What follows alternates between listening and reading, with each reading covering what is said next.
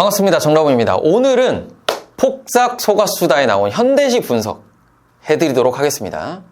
오늘 총 3개의 작품을 분석을 해드릴 거예요. 오해순 작가의 시를 통해서 우리 수능 현대시 어떻게 읽어야 되는지 얘기해드리겠습니다. 여러분 3월 학력평가 현대시를 너무 어려워해가지고 여러분이 드라마에서 봤을 법한 시로 제가 읽기 요령을 똑같이 알려드리겠습니다. 자, 먼저 첫 번째 작품은 두고 가는 마음에게 라는 시입니다. 제가 시 읽기에서 강조하는 몇 가지 원칙이 있죠. 일단 첫 번째는 생략된 문장의 성분들, 이거를 다 캐치를 하셔야 돼요. 그래서 살려내려고 노력을 하셔야 된다. 그 다음에 제목을 엮어서 읽는 것.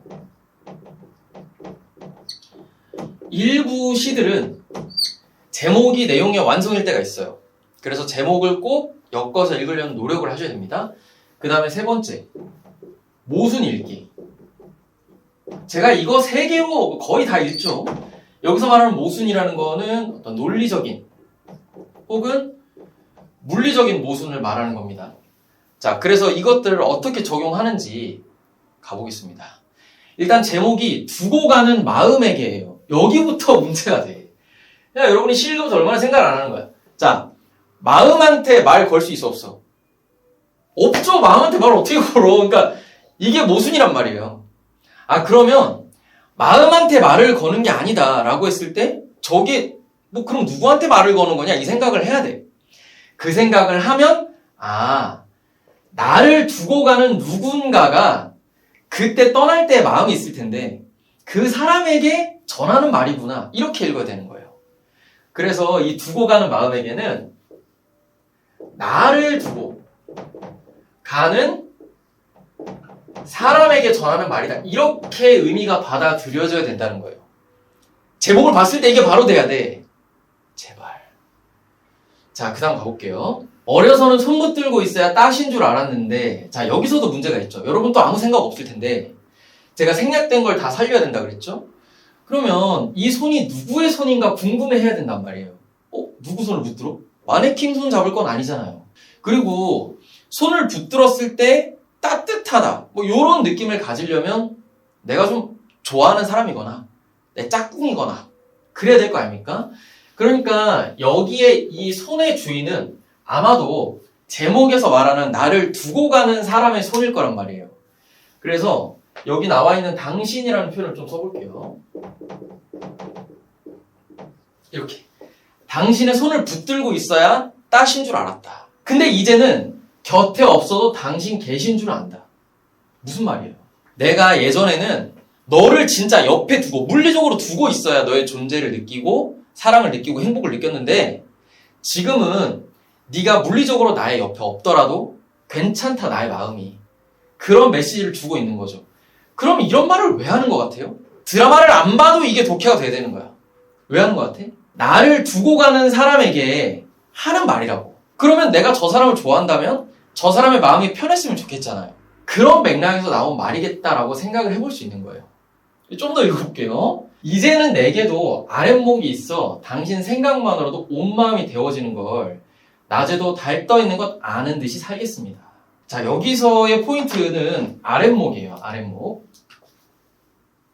우리가 시를 읽기 위해서 단순히 어떤 문장 읽기나 논리적인 테크닉 이것만으로는 불충분해요. 시를 읽기 위해서 꼭 필요한 게 뭐냐면 그 시가 쓰인 문화적, 시대적 배경을 이해하는 거예요. 이게 굉장히 중요합니다. 왜냐?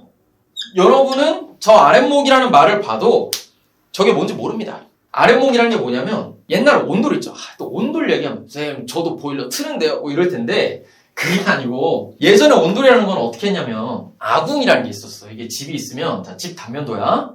이렇게 단면도면 이게 방 바닥이라고 해볼게요. 방 바닥. 그럼 방 바닥 밑에 이렇게 공간이 있어요. 빈 공간. 그리고 이 빈 공간이 어디까지 통해 있냐면 부엌까지 통해 있어요. 그리고 이렇게 생긴 공간이 있죠. 이게 아궁이에요. 아궁이. 제가 그림 실력이 안 좋아서 지금 표현이 잘 안 되는데 아궁이야. 그래서 이 아궁이 위에 돌솥이 있죠. 돌솥.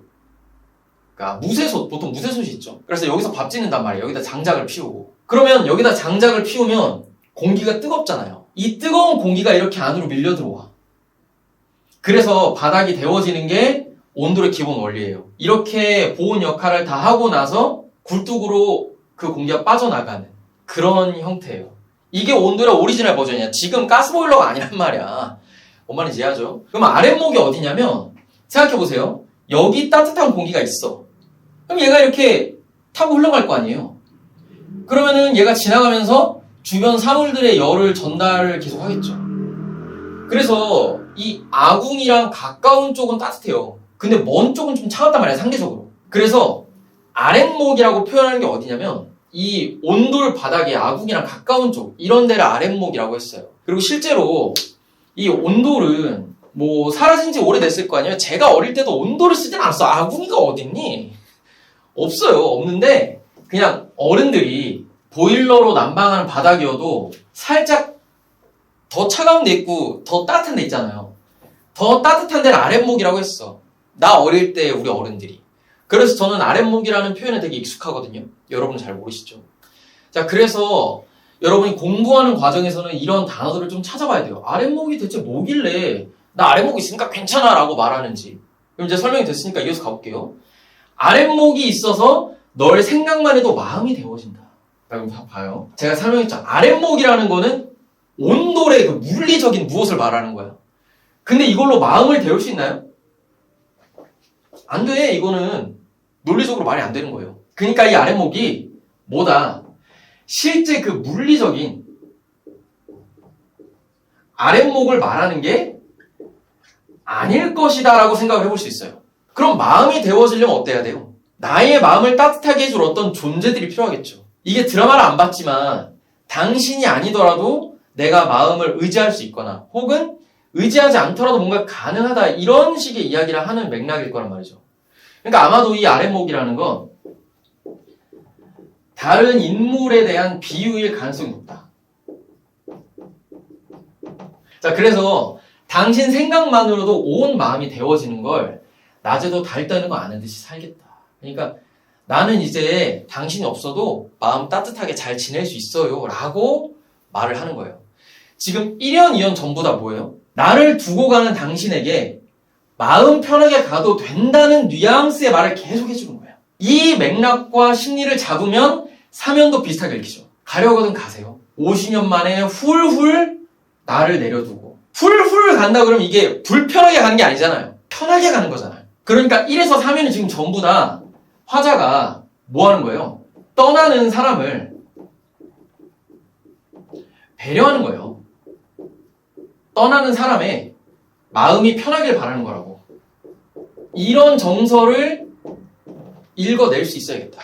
자, 그 다음 가볼게요. 아까운 당신 수고 많으셨습니다. 이건 제가 특별히 설명할 건 없겠죠. 근데 여기가 문제야. 아까운 당신, 폭삭 속았수다. 자, 제가 처음에 이 시를 딱 봤을 때 뭔가 말이 이상하죠. 왜냐면 수고 많았다 그랬는데 너 속았지 이러니까 이상하단 말이에요.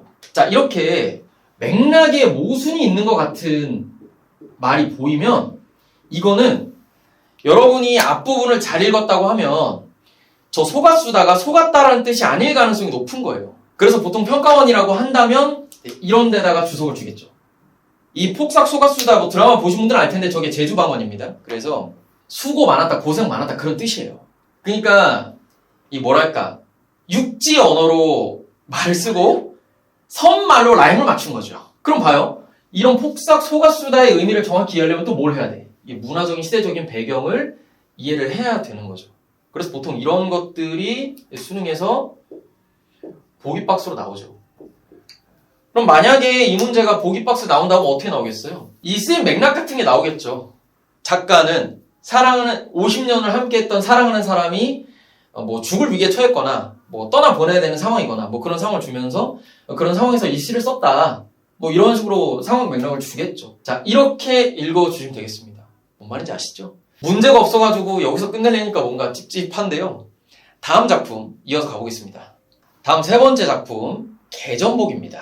이 작품을 이해하려면 문화적 배경을 이해하는 게 중요합니다. 이 영상을 제주 출신 친구들이 보실지는 모르겠는데요. 제가 제주도 문화를 잘 아는 건 아니에요. 근데 제주 해녀, 유명하잖아요. 그리고 해녀들이 특별한 장비 없이 잠수하는 것도 많이 들어보셨을 거예요. 그런 문화적인 배경을 알아야 이 시가 좀 잘 읽힌다. 그리고 더불어서 여기 딱 보시면 알겠지만 방언이 좀 많아요. 그래서 그것들을 제가 먼저 정리를 하고 갈 건데, 일단 전복. 이거는 자, 해녀, 제주 생각해봐요. 뭐 같아? 전복이에요. 잘하고 있어요. 좋아. 그 다음에 어망. 뭐 같아? 엄마예요, 엄마. 자, 요 정도 하면 다 읽을 수 있어요. 제가 해녀 이야기도 해드렸으니까 가보겠습니다. 개전복. 자, 전복이 전복인 건 우리가 알았는데 왜 제목이 개전복일까? 이거는 지금은 알 수가 없어요. 그리고 제주에서 살지 않은 우리 입장에서는 개전복이라는 게 특별한 뜻이 있는 다른 단어인가라고 의심할 수밖에 없는 그런 상황이죠. 일단 모른다고 치고 갈게요. 허구한 날 전복, 태풍 와도 전복, 딸보다도 전복. 느낌 어때요? 아마도 이 작품은 딸이 쓴 것 같아요. 딸이 엄마를 보고 쓰는 거죠. 제주에 사니까 엄마가 해녀인 거야. 그러면은 지금 여기에 요렇게 라임을 맞춘 게 딱 뭔가 맞아 떨어지거든. 무슨 발끝마다 전복거려. 약간 요런 느낌으로 투정을 부리는 그런 장면이라고 볼 수 있겠죠. 좀 더 가볼까요? 꼬르륵 들어가면 빨리나 나오지 어째 까먹을 소식이 없어. 전복 못 봐 안 나오나? 숨이 딸려 못 나오나? 딸내미 속 다 타도록 내 엄마 속 태우는 고놈의 개전복. 자, 여기까지 끊고 한번 가볼게요. 자, 읽어보니까 어때요? 제가 아까 전에 얘기했던 엄마가 해녀다. 그래서 엄마가 아무 장비 없이 전복을 따러 들어가는 거죠. 맨날 가! 야, 허구한 날, 태풍 와도 가. 딸이 뭐래도 가. 그리고 들어갈 때 꼬르륵 하겠죠. 이게 물 이렇게 바다에서 꼬르륵 이렇게 하겠죠. 근데 잘 안 나와요. 여러분 제주 해녀들이 장비 없이 잠수를 할 수 있는 시간이 굉장히 긴 거 아시나요? 엄청 길게 잠수를 할 수 있어요. 기다리는 입장에서는 좀 긴 시간이긴 하거든. 그럼 전복을 따라갔으니까 이제 전복을 못 봐서 안 나오는 걸 수도 있는데 딸 입장에서는 엄마가 만약에 걱정된다면 혹시 들어가서 전복 하나 더 따려고 집착하다가 숨 딸려서 못 나오는 건가? 그렇게 걱정할 수도 있잖아요. 그러니까 딸 속이 타는 거야. 그리고 엄마 속은 누가 태워요? 전복이 태우지. 허구한 날 전복 거리는 엄마의 입장을 생각해봐. 왜 그러겠니? 전복 맛있어서? 전복 버터구이 해먹으려고? 그런 거 아니겠죠. 뭐야? 저게 생기겠지. 엄마들이 뭔가에 집착한다. 무조건 생기예요. 자식들을 위해서 하는 거란 말이야. 그러니까 엄마 입장도 헤아리고 있는 딸의 마음을 또 한번 엿볼 수가 있죠. 그러면 딸 입장에서는 이 전복이 그렇게 긍정적인 가치를 부여하고 싶은 대상은 아닐 거예요. 그런 맥락에서 개라는 수식어를 붙인 게 아닐까라는 생각을 해볼 수도 있어. 근데 정확한 맥락은 제가 제주 출신이 아니라서 모릅니다. 이어서 가볼게요. 전복 팔아 버는 백환. 그래, 아까 얘기했잖아요. 이게 뭐야? 생계라고, 생계. 전복을 팔아서 100환 정도의 돈을 번다라고 생각하면 되겠지. 버는 건 돈이니까 여러분이 100환이라는 단위를 처음 봤어도 이게 돈인 거는 우리가 알 수 있잖아요.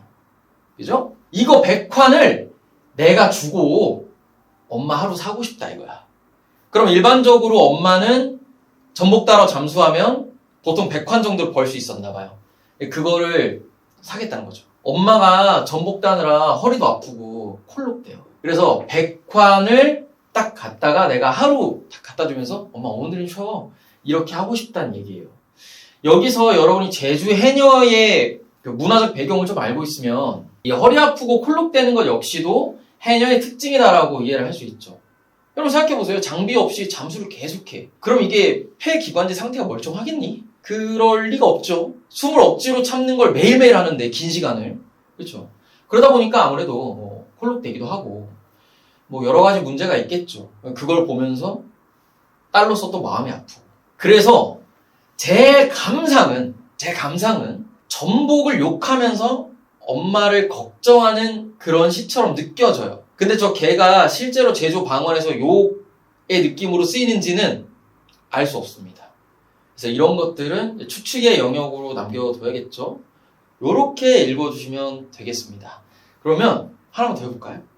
마지막 작품 치읓 리을.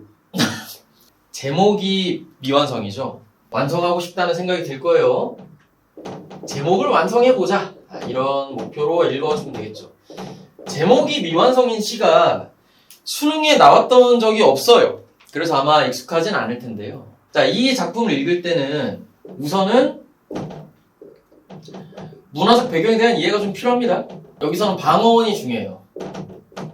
정리를 좀 해볼까요? 자, 아삼삼. 이게 무슨 뜻이냐면 뭐 허전하고 밍밍하다 이런 뜻이에요. 아삼삼이라고 적어줄까? 또 여러분 강의는 배속 돌리니까 놓치면 또 오해해요. 아삼삼. 허전하고 밍밍하다. 허전까지만 쓰겠습니다. 팔 아파요. 자, 그 다음에 바당 같아. 저거 바당이 바다예요. 다 제주 방언이죠. 여담인데 그 서울대 국문과의 졸업 요건 중에 하나가 그 답사를 가는 거예요. 답사 중에 이 방언답사를 하는 팀이 있어요. 그 방언답사가 제주도로 자주 간다고 합니다. 저는 방언답사를 안 갔는데 다른 답사를 갔다 왔어요. 근데 제주도에 가면은 제주 오리지널 방언 구사하시는 분들과 대화하는 게 쉽지 않다고 해요. 그래서 실제로 국어학자들이 제주어를 보존하기 위한 노력을 굉장히 많이 하고 있다고 합니다. 그래서 뭐 이번 기회에 제주어가 주목을 많이 받았으니까 여러분도 한번 공부해보면은 여담이 없고. 자, 아삼삼이랑 바당 얘기했고, 그리고 이 시에서 문화적 배경이 다 충족이 됐다고 하면은 문장 성분 살려있는 거, 이게 중요하죠. 그 다음에 우리가 현대시 읽을 때 실제 시험장에서 어떤 일이 벌어지냐면 초반의 맥락이 잘 안 잡힐 때가 있어요. 근데 그럼에도 불구하고 일단은 전진을 해보는 게 나쁜 선택이 아닐 때가 있어. 왜냐면 뒤에 가서 힌트를 줄 때가 있어요. 무슨 얘기냐면 지금 제목부터 미완성이죠. 여기 초반부 보시면 문장 성분 다 빠져 있어요. 있으면 귀찮고 없으면 궁금하대. 뭐가? 다 몰라요. 내가 뭘 하면 괜찮고 남이 뭘 하면 화나고 눈 뜨면 안 보는 척하고 눈 감으면 아삼삼이래. 그러면 대체 뭘 안 본다는 건지, 그리고 맨날 보는 바다 같아 몰랐다가도 대체 뭐가 바다 같다는 건지 문장 성분 다 빠져 있죠. 그러니까 우리가 그냥 여기까지만 볼 때는 무슨 말인지 모르게 돼요. 그리고 여기 입안에 몰래 둔 알사탕처럼 천지에 단물이 들어간다. 알사탕을 입에 물고 있으면 단물이 퍼지긴 하죠. 근데 그래서 뭐 어쩌라고 이렇게 되거든. 그러면 이 시에서 독해의 핵심 힌트가 어디냐? 이 마지막 구절이란 말이에요. 여기란 말이에요. 여기. 여러분, 마음이 봄이다. 지겹다. 그죠? 사랑을 봄으로 얘기하는 거 이제 다 한단 말이야. 그래서 마지막 구절을 보고 그래, 이게 지금 사랑 얘기구나. 딱 눈치를 채는 순간 그럼 제목이 첫사랑이야? 그래, 그 있으면 귀찮고 없으면 궁금하고, 내가 걔한테 뭘 하는 거 괜찮은데 남이 걔한테 뭘 하면 화가 나고, 눈 뜨고 있을 때는 그냥 안 보는 척 하다가 막상 또 안 보이는 상태면 허전하고, 맨날 보는 바다 같아. 이거는 뭐예요? 제주도에서 쓴 시니까 이런 말 하는 거야. 맨날 바다를 보니까. 맨날 보는 바다 같아서 이게 뭐 그냥 늘 있는 거 아닌가? 라고 생각하다가도 막상 안 보이면 천지에 나 혼자 버려져 있는 것 같은 느낌. 그러니까 이게 어떤 거야? 입안에 몰래 둔 알사탕처럼 그냥 가만 물고 있으면 그냥 단물이 팍 퍼지는 거야. 그게 그건가? 그게 그건가? 이거는 그래, 야, 이것도 얘기하자. 여러분, 이게 감상자에 따라 다를 수 있어요. 저는 실제로 이 오해순 작가가 어떤 맥락을 쓰는지를 잘 몰라요. 제가 드라마를 안 봤기 때문에. 근데 이게 중의적이거든요.